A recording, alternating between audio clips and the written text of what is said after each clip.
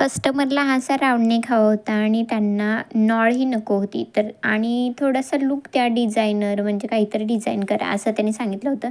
तर त्यांच्या ब्लाऊज पीसला दोन्हीकडे बॉर्डर होती, अशा प्रकारची बॉर्डर होती. तर त्यासाठी मी हा राउंड नेक असा ठेवून घेतला आणि ती बॉर्डरचे स्ट्रेट ठेवून घेतले. त्याच्यावर राउंड नेक असा आखून घेतला.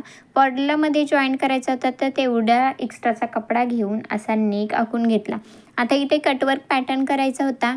मी फक्त हा बॉर्डरला कटवर्क करून डायरेक्ट त्याच्यावर पायपिंग लावले. तुम्हाला पाहिजे असेल तर तुम्ही हा पायपिंग म्हणजे हा कटवर्क वेगळ्या कपड्यावर अस्तरवर टर्न करून घेऊ शकता. नंतर ही पायपिंग लावू शकतात. ते मी आता केले त्याच्यापेक्षाही खूप प्रोफेशनल दिसेल. पण हे मी आता बॉर्डरिंग लावून घेतलं आहे आणि हे इथे डायरेक्टच पायपिंग ह्याला लावून घेतले.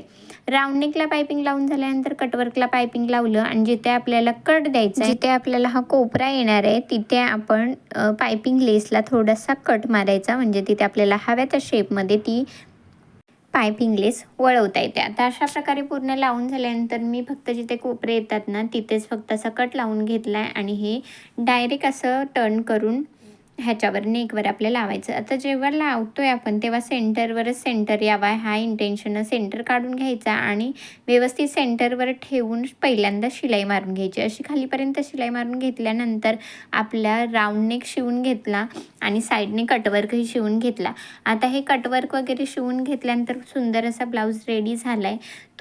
तुम्हालाही असा काहीसा सिंपल नेक करायचं असेल राऊंड पण काहीतरी वेगळं करावं असंही वाटत असेल तर त्यासाठी ही डिझाईन खूप सुंदर आहे. आवडलं असेल डिझाईन तर लाईक, शेअर आणि चॅनलला सबस्क्राईब करायला विसरू नका आणि कोणत्याही एज ग्रुपला हा ब्लाऊज, हा डिझाईन सूट होईल. एकदा नक्की ट्राय करून बघा.